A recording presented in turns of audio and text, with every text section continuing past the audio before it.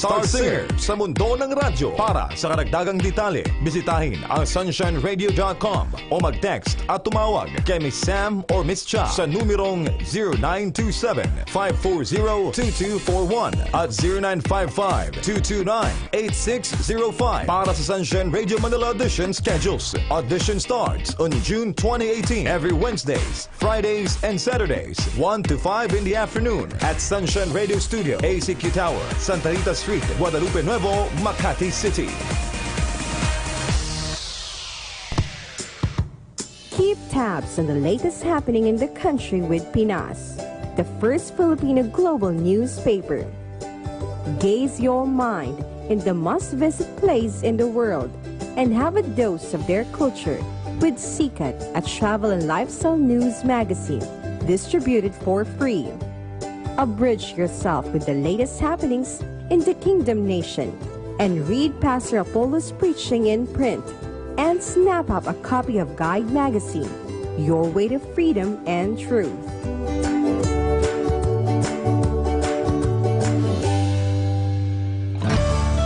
Kaalaman tungkol sa obesity. Ang sobrang taba o obesity ay isyong pangkalusugan na kinakaharap ng maraming tao sa mundo. Kaakibat nito ang ilang karamdaman tulad ng sakit sa puso, diabetes, stroke at marami pang iba. At upang maiwasan ang masamang epekto nito, narito ang ilang makakatulong na paalaala para sa lahat. Gaano man kaabala sa trabaho, ugaliin ang regular na pag-eehersisyo. Sa pamamagitan nito, masusunog ang mga nakaimbak na calories na hindi nagamit ng katawan. Kumain ng balanse at masustansya. Ang gulay at prutas ay malaking tulong upang madagdagan ang bitamina at mineral na kailangan ng katawan. Umiwas sa sobrang pagkain ng junk foods, soft drinks at iba pang kahalintulad nito na may mataas na antas ng kolesterol at sodium. Magkaroon ng aktibong pamumuhay. Maglaan ng oras para sa paboritong sports. Mainam ito upang mapanatili ang magandang hubog ng katawan at makaiwas sa karamdaman. Ang paalalang ito ay hatid sa inyo ng DZAR Sunshine Radio, your earth-friendly radio. May kasabihang laughter is the best medicine. Ayon sa pag-aaral, ang pagtawa ay may magandang epekto sa kalusugan, lalo na sa ating puso. Kapag masaya ang tao, tumataas ng 22% ang blood flow nito, habang bumababa naman ng 35% kapag tense tayo. Ayon sa pag-aaral, ang panonood ng masasayang palabas, pakikisama sa mga taong masayahin, at may positibong pananaw ay malaking tulong sa ating kalusugan. Napatunayang ang pagtawa na kahit 15 minuto araw-araw ay maganda ang epekto sa immune system. Dahil ibinababa nito ang level ng adrenaline, ang hormone na nagpapataas ng heart rate. Ang mataas na adrenaline ay masama sa internal organs, lalo na sa puso at ugat. Subalit tandaan, ang pagtawa ay relaxation at hindi kapalit ng exercise. Tamang pagkain at healthy lifestyle, kaya hindi pa rin ito dapat kalimutan. Ang impormasyong ito ay hatid sa inyo ng DZAR Sunshine Radio, your earth-friendly radio.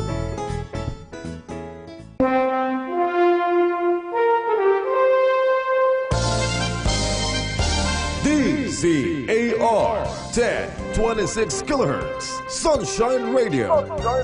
Kapartner mo sa balita at serbisyo, maka-Diyos, makatao, at mapagmahal sa kalikasan. Kalayaan at katotohanan sa Sunshine Radio. Philippine Standard Time, 11 minuto makalipas ang 5:05 ng hapon.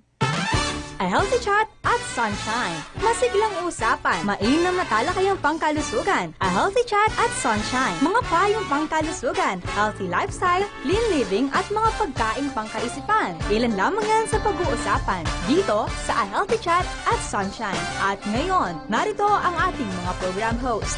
Met Sanding Minyon.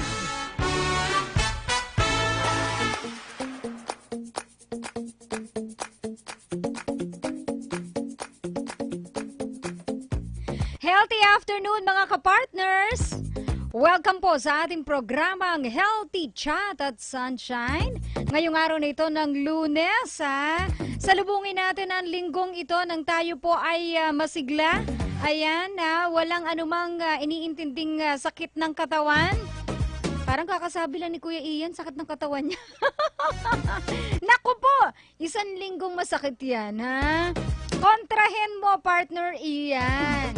O, minsan kasi, no, ang sakit ng katawan, minsan ano lang ha, nasa isip. Ayan, tanggalin natin yan at lalo lang tayong may stress na maghahatid sa atin sa, ayan, mas malaking problemang pangkalusugan.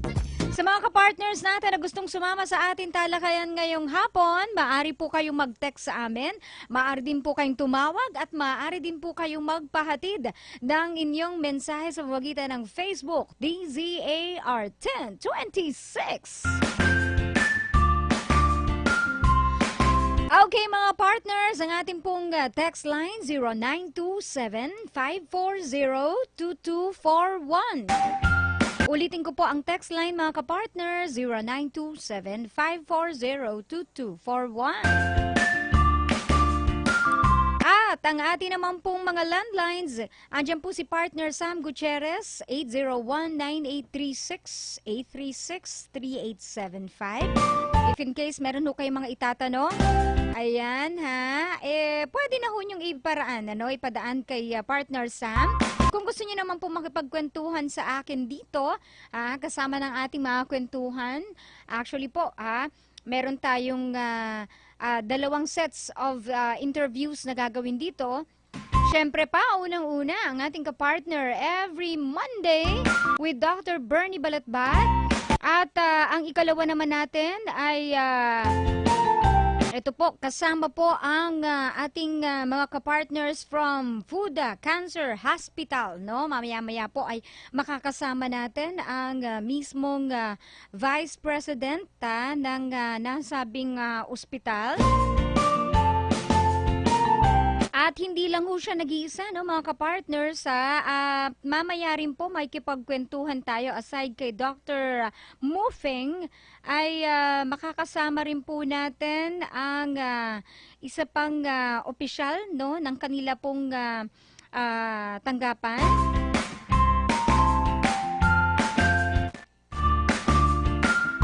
Kasama rin po si Mr. Segundo Cruz III, ang coordinator at manager po ng Makati office. Ayan, ang food coordinator here in the Philippines. Okay, sige, mamaya na siguro natin ihahatid ang ating Health Secrets Revealed. Nandito na sa ating linya ang ating nakakasamang doktor tuwing araw po ng Lunes, si Dr. Bernie Balatbat. Magandang hapon, Doc. Healthy afternoon sa inyo. Hi, Matt. Kamusta? Mabuting-mabuti. Ba't parang malungkot ka, Doc? Ha? May leptospirosis ka ba? Dito, nag-declare ng walang pasok. Oh. Sobrang lakas ng sinag ng araw. Sinag ng araw. Ikaw naman, pagbigyan mo na ang mga papasok ng araw ng Lunes, kailangan mabawasan. Hindi. Pero nagulat ako. Kagabi pa lang nag-anunsyo na, no? Oo nga, ang maraming agencies, no? Alam mo, may pattern pagka yung tipong medyo napapaaga sila ng announcement, saan mo kinabukasan na Nauusog, ano? Pero in fairness ngayon, kung titignan mo yung labas, kaya at least dito sa bandang atin, yes, medyo makulimlim na. Medyo malakas yung hangin. Wag naman sanang salubungin ang aking pag-uwi dyan sa Caloocan, ano? Yun ang mahirap. Pero, sabi ko nga kanina, bandang tanghali, no, past 12 o'clock, sabi ko, kung may pasok pala, hindi inanunsyo ang pagkansela, no, ng klase. Nakapasok na yung anak ko at nakauwi na, nasulit niya ang araw na ito, na okay naman ang panahon, no? Siguro nagiging handa lang talaga ang ating mga agencies, binabase nila sa report ng Pag-asa, di ba? So, yun yung lumabas. Ano kaya? May problema kaya sa satellite natin? Kasi no one can really predict the weather that accurate. Yan, So we cannot blame naman yung yung pag-asa, lalo na kasi yung government natin, puro fake news. So, ganun talaga, no? Ikaw talaga, Doc. Hindi pa tayo nagdi-discuss, nakabanat ka na. Sanay na sa'yo si partner Ian. Oo. Ay, nako. Ay, teka muna. Oo, pag-usapan natin, last time, nung nagdeklara ng outbreak sa leptospirosis, di ba, no? Doc, in certain areas, no? Actually, maraming areas yung sinasabing outbreak ng leptos. At meron na ding mga outbreak na naman ng dengue. Yung dengue, hindi naman talaga nakapagtataka dahil actually, alam mo, dumating na sa point na pandemic na siya, hindi na siya hindi nawawala. If you say pandemic, dire-diretso na siya all year round. Ever-present na siya, tapos tumataas na lang paminsan-minsan. Oo. So, parang ganun na. Tapos yung sitwasyon naman ngayon na parang umusbong lang yung leptospirosis or siguro ngayon lang nabigyan ng pansin, hindi rin natin alam. Pwede, no? Or siguro marami na lang ang nagre-report sa ngayon. Kaya ganito, no? And kaya ito patuloy yung bagamat ngayon maaraw, may mga times talaga like Saturday, biglang buhos ang ulan at maraming binahang lugar sa Metro Manila. Oo. Kaya nga, sabi nga ni batiin lang natin si Ma'am Benny Payumok Cato, nanonood sa atin. Ayan, si partner Iram and si partner Jomel. Doc, eto lang, ano ang pwedeng gawin? Kasi sabi ko nga, patuloy nga, napapansin natin, patuloy ang pagdami ng lamok na posibleng may dala ng sakit na dengue. No? Well, alam mo, we have been combating naman dengue ever since. Oo. And so far kasi, ang problema lang kasi sa atin, yung attitude natin na kadalasan, or sabihin natin talagang lagi, hindi madalas. Talagang yun na yung norm. Yes. Hindi skugon. Yung sa umpisa lang magaling, ganon. Sa umpisa lang siya nagpapakitang gilas. Sabihin mo, ganyan, mag-spray, ganyan. Tapos, wala na, pagkatapos doon. So wala tayo talagang, yung ang saklap lang kasi, parang walang programa na talagang sinusunod. Hindi katulad sa ibang bansa na talagang pagka sinabing ganyan, magpalit man yung mga administration, yun pa rin. Kumbaga, suportado nila yung naunang mga inilunsad na proyekto. No? Hindi. Ngayon, pagka nagpalit, bago na naman. Tapos, wala. So, give an example, yung mga batas natin, anti-smoking, anti-smoke policy, wala na naman.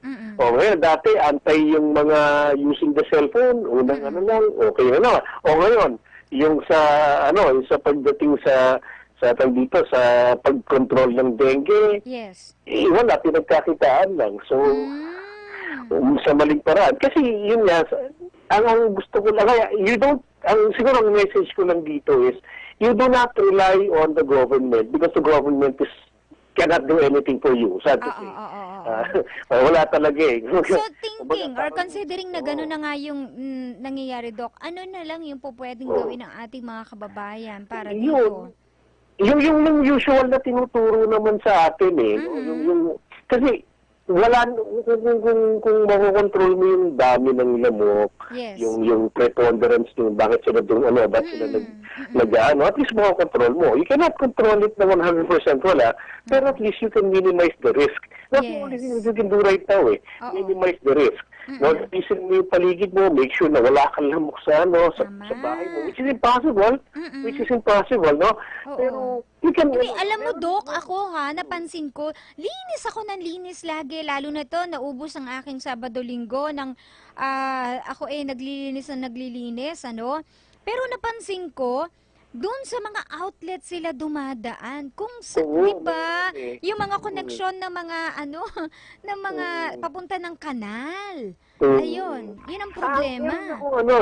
Subukan nyo lang kasi susubukan ko pa rin lang Yes, Doc. Meron yung kasama ko kasing faculty, sinabi niya sa akin kasi yung mosquitoes, they operate, parang tayo, mayroon tayong frequency na pagka yung tunog nakairita. Oo, tama. Oo. Tapos, sa insect daw, I read a study about this. There's a frequency na lalayuan nila. Frequency ng sound. Okay. So, yung kaibigan ko, yung kasama ko faculty sa Fatima, bumili siya kasi nung parang so far effective naman, no? Yung parang meron siya na pagka naka-on yun, nag-i-emit ng strong frequency of na hindi natin naririnig, pero yung mga lamok. Pero mga insects, oo. So, naglalayuan. So, siguro, I'm going to try. I'm not saying that it's effective. Yes. Pero that's one way of controlling yung dengue. Oo. If you can, at least sa bahay mo, dahil madalas ka naman sa bahay, sa trabaho, wala tayong magagawa. Tama. Yung sa workplace ninyo na to take the other, pero concern din sa kanila yan, I'm sure, kasi pagka ikaw nagkasakit, absent yan. Tama. Productivity yan. So, yes, siguro, kung magaling yung manager, he'll take that into consideration as well. Siguro, sa bahay na lang, na talagang may control ka, if you can do that, wala namang mawawala. If you try it, siguro, magagastos ka lang. O yung effective naman, no, yung may nabibiling mga yung mosquito trap na may ultraviolet rays, which is effective. Okay. Talagang, yung binili ko na nasira na lang yung light niya, pero kita mo, sinisip-sip talaga yung hangin, nasifilter mo, puno-puno ng lamok yung nando, no? I'm not saying it's 100% effective, pero there's no cure. So far, there's no effective cure against dengue. Sa nakikita natin. One thing na, pagka nagkasakit ka kasi, tandaan lang natin, no, sa mga nakikinig, ang kailang magagawa lang kasi natin dyan, pagka nagka-dengue ka, no, is to prevent yung masamang epekto niya. I mean, yung nako-consume yung mga natin, yung clotting factors. Kaya assist lang yan. And that can only be done by, going to the hospital, confine ka, or papatingin ka. At least yun, kayang gawin yun. No? Pero yung prevention, that's where we can actually do something. No? In prevention. Yun lang. Take care ko. Gagastos ka lang, pero proven naman yun yung mga mosquito catcher na yung mga ilaw, yung gano'n, kesa wala, di ba? Yes. Kaya, okay. Doc, merong nagtatanong dito, ano masasabi ni Doc sa mga mosquito patches at saka yung citronella na ointment o di kaya daw liquid lotion? Yeah. Yung okay. Ito personal experience lang po, no? Yung citronella, I guess if you really want to cover your whole of your body, siguro pwede. Kaya lang kasi, minsan, I hate doing it kasi nga oily, no? Oily. So parang nakairita. Parang matutulog ka, lalo na kung wala ka namang aircon, ang init-init, pawis ka, electric fan. Di ba parang... Messy na, parang mainit. Tapos matindi rin ang amoy, everything. So kung kaya niyong tasin yun, then sige, you go for it. Ang ayoko naman kasi, kaya lang minsan napipilitan ka, yung mag-spray ka, it's chemicals no? Although it's effective, kaya lang hindi rin ganun ka-effective. Dahil mag-spray ka, ngayon wala. Pero few hours, balik na naman sila. So parang wala rin. Tama. No? So, nasa sa inyo yan, ako I wouldn't really recommend the use yung mga spray na ganun kasi talaga namang talaga namang lason yun, no? Pati ikaw, madadali ka rin nun, no? Yung mga ganon, yung tag dito, organosulfate. Wala, mag-i-experimento ka talaga with what works. Sa akin, I don't have anything against yung mga citronella, yung mga oil na gano'n, yung mga patch. I just don't think, kanya-kanya preference yan. Ako, ayoko lang kasi yung malagkit yung pakiramdam ko. No? Saka it's an oil, yes, your body absorbs the oil. Hindi natin alam kung anong kasamang chemical. Buti kung citronella lang talaga yung for all we know, baka may stabilizing agents din na nilagay ng citronella that may be harmful again to your system. So, hindi talaga, hindi natural na, na citronella lang yung nakalagay. For now, sa akin, effective talaga sa amin.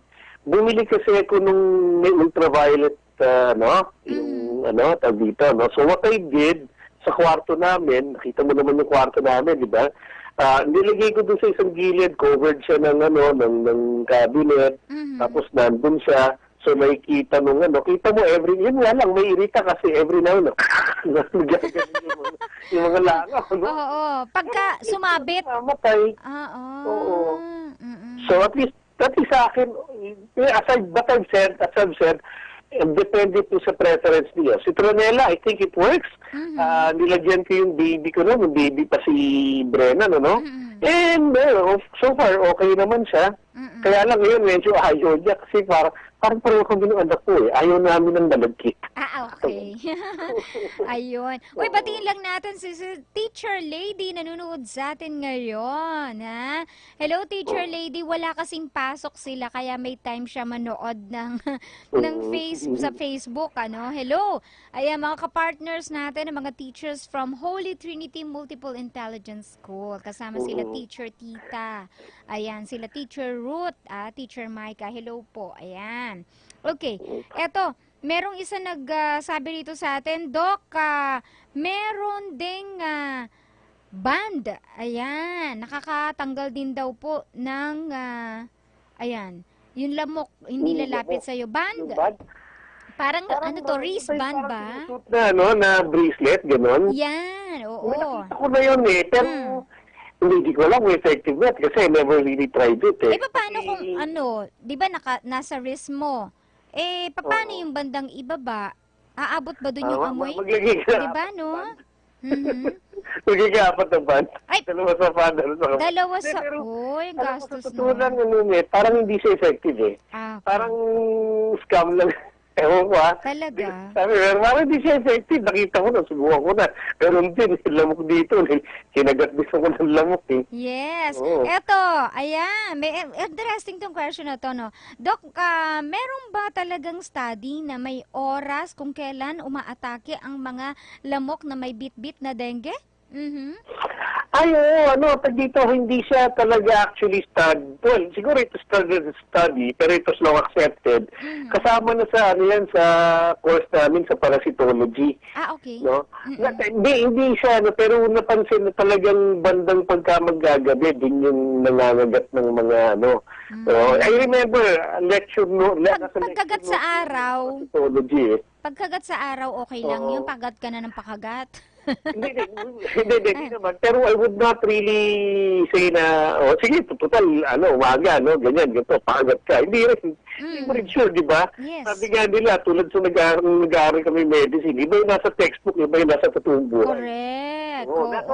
Nasa lecture notes lang namin dati na sinasabi na pagka ganitong hapon, ganyan, yun yung mga nangangagat na may dengue. But for all we know, well, as I've said, medicine in the books, not medicine in life. Yun no? At saka baka mamaya pwedeng obsolete na yon, baka merong mga bagong findings na nag-mutate na yung mga lamok na may bitbit na dengue na medyo naging powerful na rin sila sa araw, di ba? Yung change na rin kasi ng surroundings nila. Yes. No? Parang walang kinaibahan yan dun sa dun sa Florida, no? Sa Amerika. Opo. Na dumadami yung attack ng mga crocodiles daw. Ganyan, naalarm sila. Maalarm talaga sila dahil kasi yung mga crocodiles na yun, yun talaga nakatira doon. Kumbaga, yung mga tao, dayo lang doon. Ayun naman pala. Talaga sila. Okay, no? Anyway, dapat mag-iingat na lang yung mga kapartners natin dahil iba talaga, no? Pagka tayo po ay nagkaroon ng ganyan, no? Nagkaroon ng dengue, mahirap. Okay, so any parting words, Doc, para sa mga kapartners natin, especially now na nag-uulan at marami na naman talaga, aside from dengue, leptospirosis, marami pang sakit, nananatili yung ubo, sipon, diba, lagnat, trangkaso. Ayan, anong pwede mong banggitin sa ating mga kapartners? Babatiin ko lang si Joey. Joey? Nung kasama natin, nunag ba yun? Ay, bakit? Kasi nung isang araw, nakalimutan ko, last week yata, nagkasalubong kami dito sa may bandang St. Gabriel. Wow! Nakita ko lang, ayusin daw siya sa LTO. Matiin ko lang kung nakikinig siya. Ay, oo nga pala. Hindi ko na nabati. San Gabriel. Anyway, yun nga, ang ko lang, ang parting words ko lang, Net. Yes, Doc. Prevention It's the best thing that we can do right now. You cannot really rely on government to help you yung ganyan. Talagang kayo kasi kumbaga yung mga yan ginagawa lang na programa para pagkakitaan. Naku po. Wala na. Talagang tayo na lang. Gawa kayo. Sa akin, ang effective para sa akin yung bumili ko nung nga lang may kamahalan na 2,000 yata yung bili ko dun sa isa. Yung sa kulay, yung may kulay violet na umiilaw tapos may kuryente. Pero effective naman. Kita ko talaga pag-ising mo ng umaga, hindi lang lamok yung nandun Puro mga ano dun Marami na huhuli. Okay. Yun lang naman, Net. Ayan. Doc, maraming salamat sa oras na binigay mo uli dito sa ating programang Healthy Chat. Next Monday ulit tayo magkwentuhan. Okay, mga kapartner, siya po si Dr. Bernie Balatbat at bumabati ng hello kay partner Joey Nunag. Noon, na-miss natin si partner Joey. Okay mga kapartners, it's already 33 minutes after 5 in the afternoon. Magpo-pause lang tayo for a break at sa ating pagbabalik, tutuloy natin ang ating discussion, May mga bagay po, tungkol sa mga bagay may kinalaman sa ating kalusugan. Kaya walang bibitiw, tutok lamang dito sa ating programang Healthy Chat at Sunshine.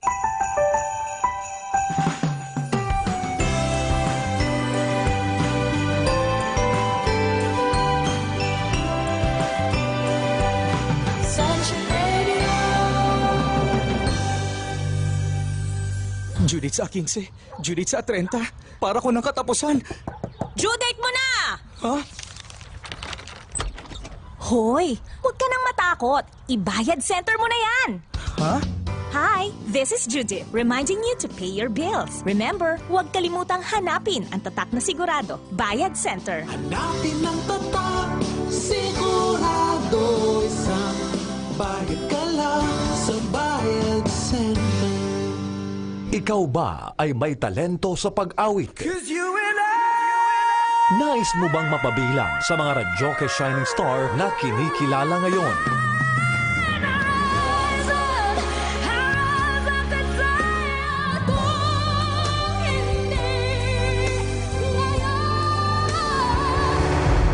Ito na ang pagkakataon upang kuminang at makilala ang taglay mong galing sa pagkanta. Sumali sa Radyoke Shining Star Battle of the Champion Campus Edition 2018. Handog ng Sunshine Radio Manila DZAR 1026. Kaya kung ikaw ay 8 to 25 years old, isang estudyante na may angking galing sa pagkanta, halina at magipagtagisan na ng galing sa Radyoke Shining Star Campus Edition 2018.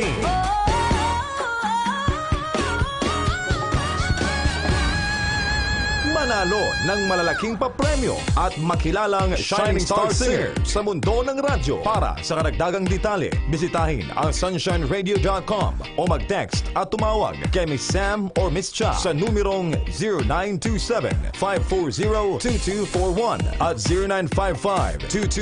0955-229-8605 para sa Sunshine Radio Manila Audition schedules. Audition starts on June 2018 every Wednesdays, Fridays, and Saturdays, 1 to 5 in the afternoon at Sunshine Radio Studio, ACQ Tower, Santa Rita Street, Guadalupe Nuevo, Makati City. Para kay Junjun, sapatos. Kay Ana naman, cellphone. Kay Nena, mga damit. At sa bunso ko, mga laruan at tsokolate. Ipit ko na lang siguro ang pera dito sa mga gamit. Magme-message na lang ako sa pamilya ko na nasa gamit ang perang ipinadala ko. Mga paalala sa mga magpapadala ng balikbayan box. Tiyakin na walang anumang gamit na ipinagbabawal sa inyong balikbayan box. Tulad ng pera, alahas, baril at droga. Ideklara ang lahat ng nilalaman nito sa packing list. Itago rin ang lahat ng resibo gaya ng cargo receipt, bill of loading at iba pang dokumento. Tiyakin na nasusundan ang galaw ng inyong padala sa pamamagitan ng pagtawag sa inyong freight forwarders. Higit sa lahat, siguraduhing accredited ang forwarders na magdadala ng inyong balikbayan box. Ang paalalang ito ay hatid sa inyo ng DZAR Sunshine Radio, your Earth-friendly radio. Ito ang Sunshine Radio. Panig sa katotohanan, naniniwala sa katwiran, at nangangalaga sa inang kalikasan. Babalik si Met Sanding Mignon sa A Healthy Chat at Sunshine.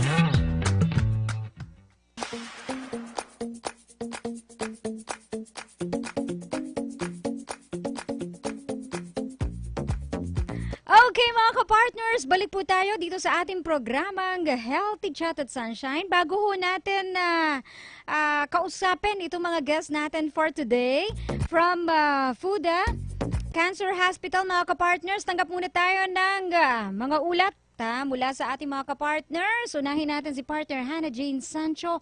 Alamin natin ang update sa aktibidad po dyan sa Malacanang. DZAR Sunshine Radio Report. Yes, partner Hannah, magandang hapon.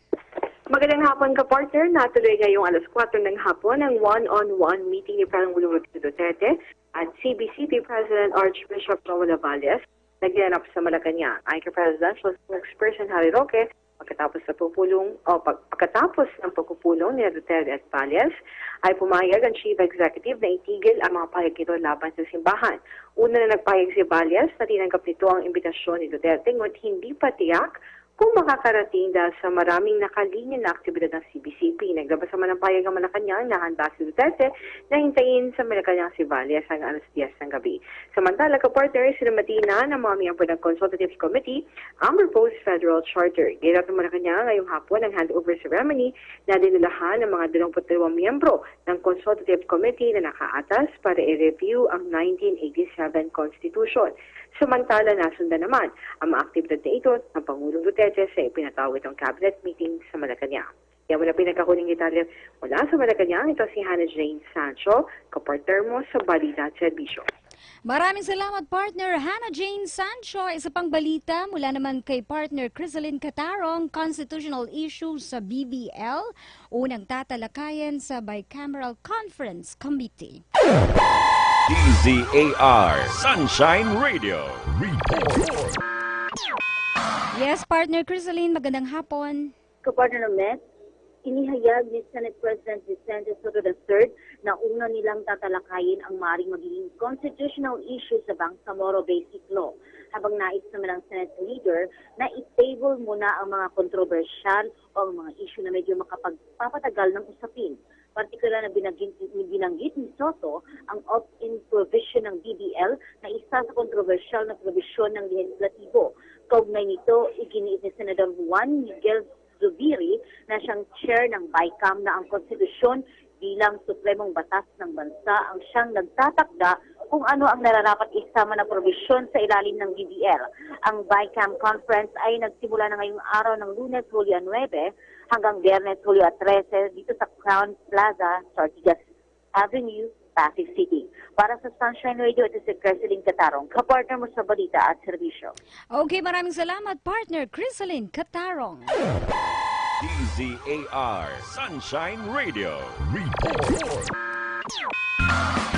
Okay mga kapartners, ang mga ulat na yan nagatid sa ating orasan. 45 minuto makalipas po ay 5 ng hapon, ang oras ay hatid sa inyo ng Bayad Center. At ng Arriva Academy Philippines Incorporated, an institution which offers a lot of corporate learnings, trainings, and other seminars. It is one of the best with expert facilitators and speakers. And that's Arriva Academy Philippines Incorporated. For more inquiries, you may visit the website at www.arriva.com.ph. Okay, mga kapartner, gaya nga po ng pinangako kanina, bago tayo mag-pause for a break, makakasama natin ang FUDA Cancer Hospital. At maswerte ho tayo, binigyan ho tayo ng pagkakataon na makakwentuhan ang Vice President ng FUDA Cancer Hospital. Ayan, isa po siyang minimally invasive oncologist. So, ang kanya po talagang expertise ay para sa mga may sakit sa cancer, and isa rin ho siyang cardiothoracic surgeon. Ayan, ang tinutukoy ko po ay si Dr. Mufeng. Welcome to our program, Healthy Chat at Sunshine. It's my pleasure. Okay, and kasama niya po rito ang FUDA Coordinator and Manager po ng kanilang Makati office. Ayan, si Mr. Segundo Cruz III. Yeah, Hello, magandang sir. hapon po sa lahat na nakikinig. Yes, welcome po sa ating programang Healthy Chat at Sunshine. Okay, first and foremost, pakilala muna natin, ano? Let's introduce to our listeners and viewers, maybe it's their first time, no, to hear Fuda Cancer Hospital. Yes, Doc. Yeah. This is my first time to come here. It's my pleasure to introduce our hospital and myself. Okay. Yeah, I'm an oncology surgeon. And Fuda Hospital is the key clinical center of our Chinese National Institute. And we have some special techniques to treat cancer. Since the incidence of cancer patient now increase very fast, it's maybe the number one or number two life-threatening disease now in the world. And especially for lung cancer, for colon cancer, for breast cancer, they are also harm the patient's body condition and also threat their life.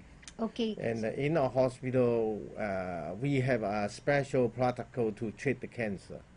That means we will, of course, we will do the routine way, like surgery, chemotherapy, radiation, and other treatment to treat the patient. But still, we have one special protocol, which we use 3C plus P protocol, and we use minimally invasive ablation plus the combined immunotherapy to treat patient.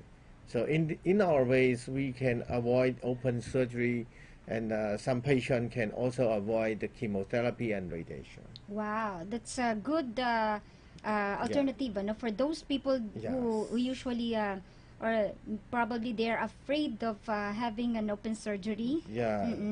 So here at Fuda Cancer Hospital, where is the treatment usually given? Here in the Philippines or in China? Until now, we have one office in Makati to serve the Filipino patient to do consultation here. But most of the patients have to go to Guangzhou, China. Guangzhou. Yeah, because our hospital located in Guangzhou City. Okay. So what they usually do in Makati? The screening only? Yes. If the patient can get the suitable treatment here, of course, the cancer patient will choose the treatment here. But some patient, if they refuse open surgery, if their condition cannot respond very well to chemotherapy and the radiation, then they will seek for the second opinion. And our hospital supply the second opinion for those kind of patients. And in Makati, our office, if they want to do the to see the doctor, to see me, they can make appointment with Mr. Secondo Cruz. And then make appointment, and I will come to Manila every month from Fuda Hospital, because sometimes I also need to do surgery, or I need to treat the patient in Fuda Cancer Hospital. But every month I will come here for around 1 week or 10 days. So you usually stay in Guangzhou, China? Yeah. Every so month. I travel every month.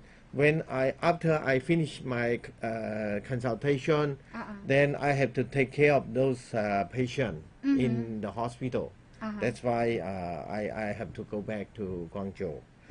And if the patient want to do the consultation, they make the appointment, and then I come here. I will explain what kind of cancer and what situation their condition now is in that kind of situation. And what kind of treatment we can supply, and what option they can choose, and also the budget, and the prognosis.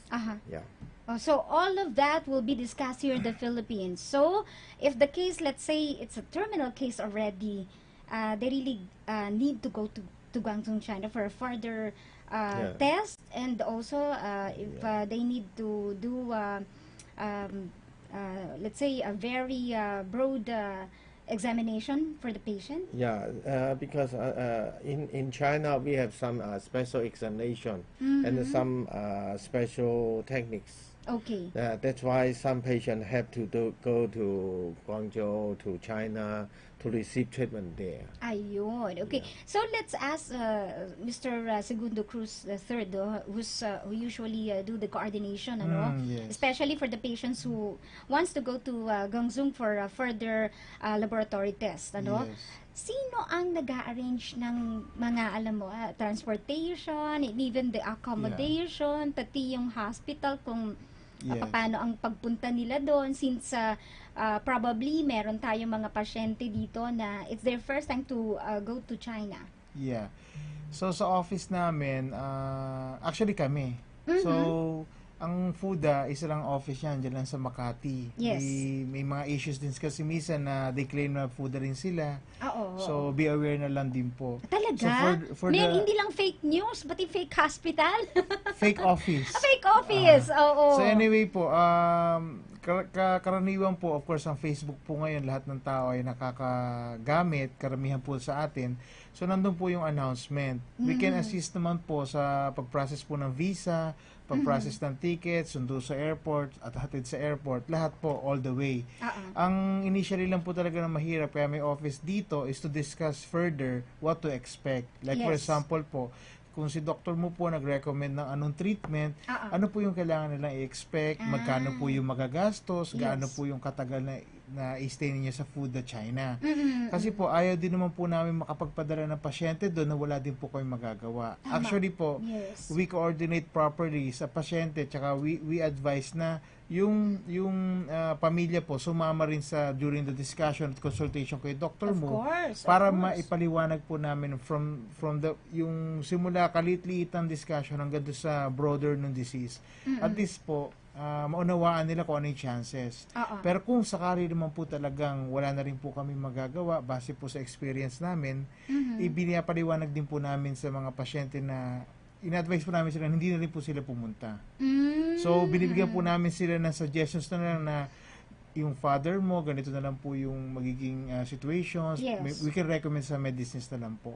So, at least maiwasan natin yung gagastos sila ng sobra and at the same time, almost the same lang din pala yung marireceive nila. So, but, if ever po, na may advantage ang treatment namin at mabibigyan ng tulong ang buong pamilya, we will give you parang shot na you need to try this, you need to proceed. So yun po. Pero actually Sir Segundo, usually naman ang mga relatives ng mga pasyente, especially pagka ganyan na terminal cases and they have their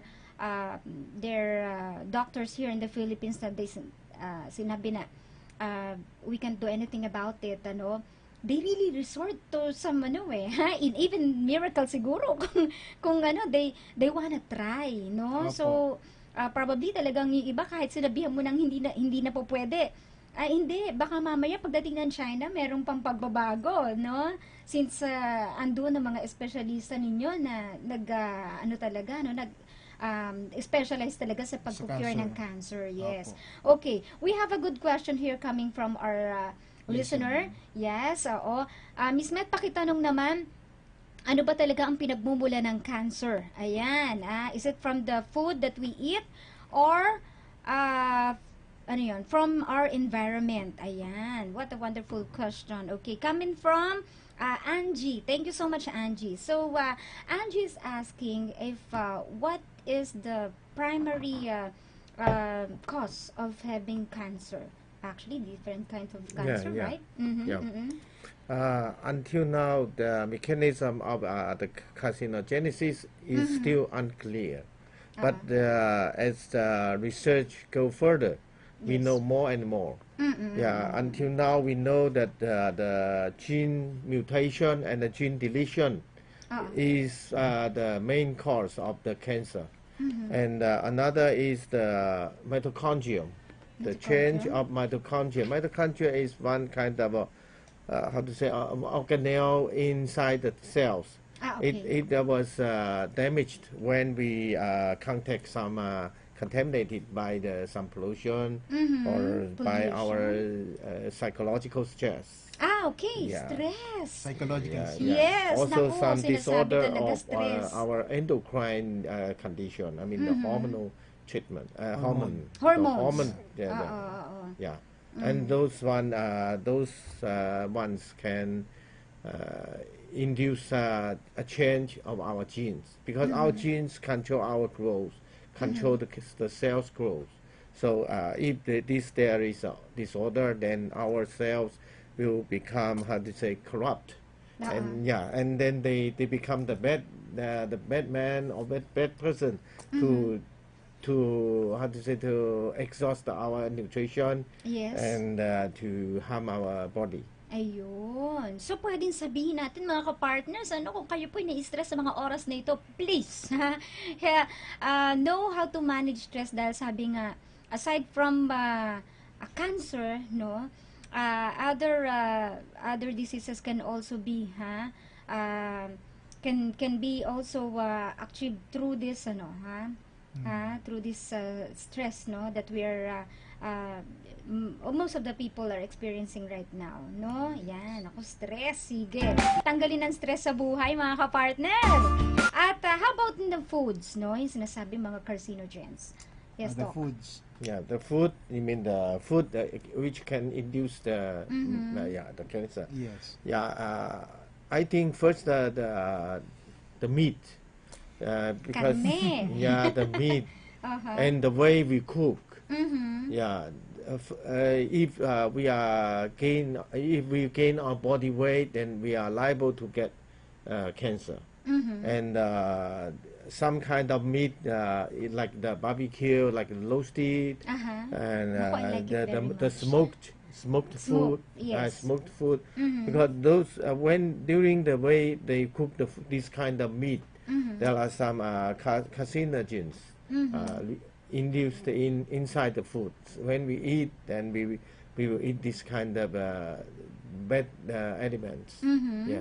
So mga Molecules. ka-partners, iwasan nyo daw po yung mga inihaw, mga barbecue, ayan, yung mga ni-roast na mga karne. Ayan, So fruit is good. Fruit is good. Vegetable is good. But the meat, especially the beef, pork, are not very good for prevent cancer. Ayan. How much does the treatment cost? Ayan. The question's coming from Michael. It depends on the patient situation. Yeah, different patient has different situation. I think in the early stage, the expense is cheaper. But if the patient is in the end stage, it costs a lot of money. A lot of money. Routinely, I think for one surgery in China, it will cost around 300,000 peso for one surgery, in the abdomen or in the chest. Yeah. Ayun mga ka-partner. So, depende po. So, the earlier the cancer is detected The cheaper. in the body. Yes. So, and also, probably the recovery will be fast. Yeah, right? No? Ayan. So, mga ka-partners, kung meron mo kayong nararanasan, merong pagbabago sa inyo, let's say, sa hormones, at malagi kayo na-stress, at marami na kayong mga kung ano-anong nararamdaman sa katawan, well, siguro po dapat magpapa-examine na tayo. Do we really have to see kung talaga meron tayong mga tumor sa katawan para sabihin na meron tayong cancer? That we already have cancer? If we have certain tumor in the body, definitely there will be a cancer already. No, tumor is not cancer. Okay. Because tumor can be divided into malignancy and the benign. Yeah, when we say cancer is a malignancy, malignant neoplasm. So, but for the benign tumor, it's easy to only to receive one surgery. The surgery can treat the benign tumors. Only the benign tumor in the brain sometimes can kill the patient. But in other places, it's very, very rare to kill the patient. But because malignancy can spread, and malignancy can exhaust your nutrition, That's why people will die when they suffer from the cancer. I see. Okay, another question here. What's the usual procedure when you come to Fuda Cancer Hospital? You mean the procedure first? Of course, we will do the body checkup to know the detail of the disease in the patient's body, and then we will make a treatment plan. According to the plan, it will be the plan will be will account on the patient's condition. Yes. If they are in the early stage, of course, in many of the cases we will choose surgery, or after surgery we will do chemotherapy and the radiation. But in our hospital, most of the patients are in the advanced stage or end stage, because we use another new protocol to treat this kind of advanced stage patient and the recurrent patient. So we use ablation. We use the percutaneously minimally invasive ablation. We can do nanoknife ablation. We can do pulse ablation. We can do radiofrequency ablation. And we can also use the iodine seed brachytherapy to do the internal radiation. With this method, we can reduce the side effect, and the patient can, the tumor can shrink, the cancer can shrink. So we cannot say we can cure all the late-stage cancer patients, but still they can benefit. After our treatment, they can prolong their life, because our treatment has less side effect and also can shrink the tumor. Okay, so they have the option of on what to do, the different therapies, and also if they don't want to undergo chemotherapy. No. So you have different we have alternative. different alternative. Also, we can do the cell immunotherapy. You know, why our body suffer from cancer? In most of the cases, it's because their immunity, their body immunity. If they are very strong, they will not suffer from cancer. But you know, when they get aged, when they get old, they are easy to get cancer. That's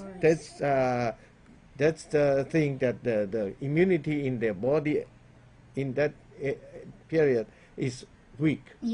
So we can do the cell immunotherapy to enhance their immunity against cancer. So can we say that younger people can have immunotherapy as this having so they can avoid having cancer? Yeah, in future, I am sure this can work. As early but as what now, age can you recommend immunotherapy that? developed very fast. Very fast. In our hospital, we have a cancer stem cell vaccine. Yeah, because with this we can enhance the signal of the cancer cells, so that our immune system can recognize the cancer signal. And then we use DC cell vaccine to collect the cancer cell information, because the DC cell is one kind of cell which can collect and manage the signal from the cancer cells. And the third one, we can also use some anti-cancer antibody. Now this antibody immunotherapy developed very fast. Yeah, in these 2 years in America, they also use PD-1 and the PD-L1 and other antibody to treat cancer cells. And they make a great achievement. And in China, we also have PD-1 medicine which can treat the patient. Yeah, just even that some all of this will patient, develop, even some patient cannot respond to chemotherapy. They can still benefit from this kind of PD-1 injection. To prolong. To prolong their life, to shrink the tumor, to relieve their suffering. Pain. Of course. And the fourth one is we can use the cell immunotherapy. We can use before we use DCCIK cell, and we also use NK cell, the natural killer cell. and T cells, gamma delta T cells. In our hospital, we have one project with the Germany professors. Yeah, to do the gamma delta T cell treatment. Yeah. So this study is not only done in China, but of course with the contribution internationally, all over the world. Yeah, universally. So hope a lot of people will benefit from this. No, this will help not only the cancer patients, but of course the relatives of the cancer patients as really. To prevent. Yes, to prevent also. Yeah, to prevent the recurrence. Yes. But the most important thing is to prevent the cancer. Yeah. How to prevent the cancer, I think, is the first thing. The doctor, the government should emphasize. Yes, that's a very important thing. To change their lifestyle, to do more exercise, to eat more vegetable, fruit, to avoid barbecue food. Ayan, so mga kapartners, smoking baguhin also. na natin ang ating lifestyle. Okay, for those listeners and viewers natin who are interested in the services that the Fuda Cancer Hospital is offering, ayan, how can they contact you? Or probably they can make a research on Fuda Cancer Hospital. Please invite them. Yeah, salamat po sa pakikinig. Maaari niyo po kami makita sa Facebook. Ang Facebook page po namin is Fuda Cancer Hospital Philippines. Or maaari po kayong tumawag sa aming landline 02-507-3426. At ang mobile number po is 0917-775-3426. Ayan, mga kapartners. If you want to get in touch with the Fuda Cancer Hospital, please try to coordinate with Mr. Segundo Cruz III. Siya mismo ang mag-aasikaso lahat ng mga kailangan ninyo. And the further explanation kung ano man po ang inyo pong nais malaman with regards to the treatment ng mga cancer patients natin. Okay, so thank you so much. Parang nabitin ako dito sa discussion na to. I hope we have the program is welcome to Fuda Cancer Hospital. Yes, babalik kayo. Yeah, it's my pleasure. Thank you very much. And dun sa mga kapartners natin, nagparamdam sa atin sorry hindi ko kayo agad nabate. Ayan, datingin natin si Jaina Jimenez. Of course, si Apple Chico, si Elizabeth Latombo sa atin din mga likers. Si Doc James Claveria from Philippine Urological Association.